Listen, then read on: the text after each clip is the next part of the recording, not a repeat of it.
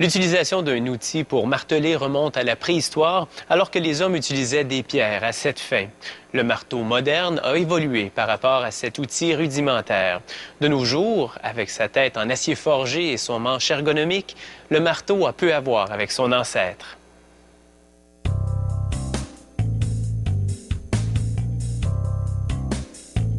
Le marteau moderne est conçu de façon à maintenir son intégrité structurale malgré les coups et les utilisations répétées.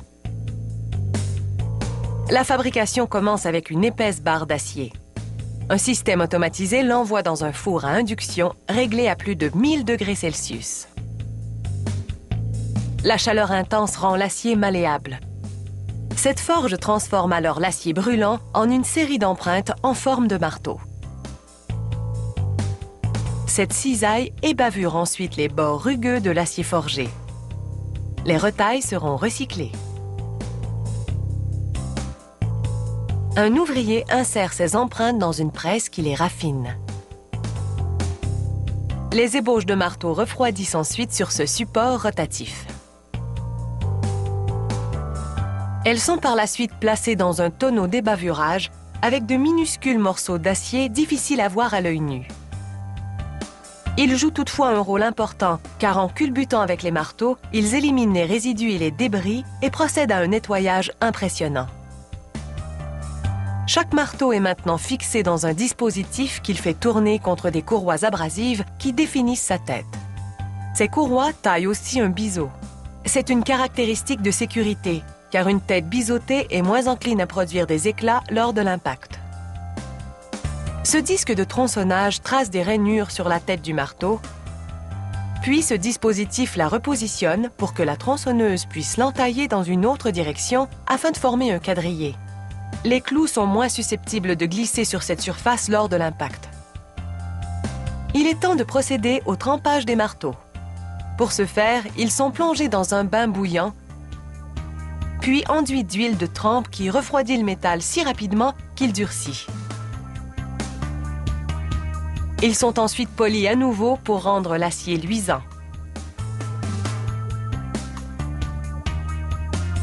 Les ouvriers placent maintenant 25 anneaux de cuir sur un plateau et des anneaux de plastique à chaque extrémité pour l'esthétique.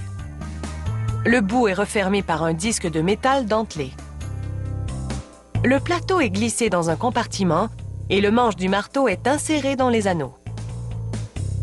Un outil hydraulique pousse le manche à travers les anneaux afin de le revêtir d'une gaine qui rend sa prise confortable.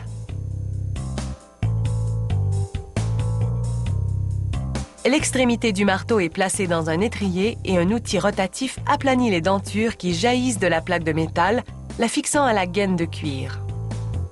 Ensuite, à l'aide d'une série de courroies abrasives, les ouvriers poncent le cuir rugueux pour en améliorer le fini.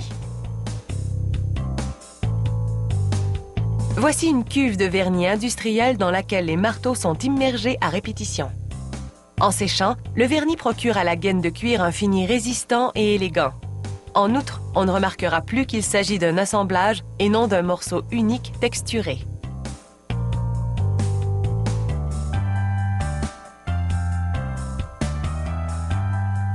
Pour obtenir un autre genre de finition, les ouvriers versent du vinyle liquide sur le manche d'un marteau inséré dans un moule.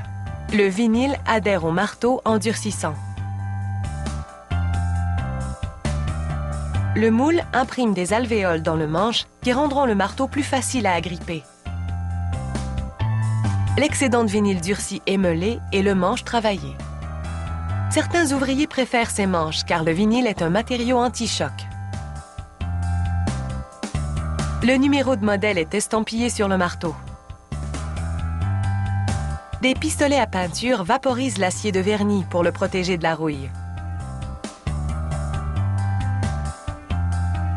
Les marteaux vont ensuite au four où la chaleur durcit le vernis.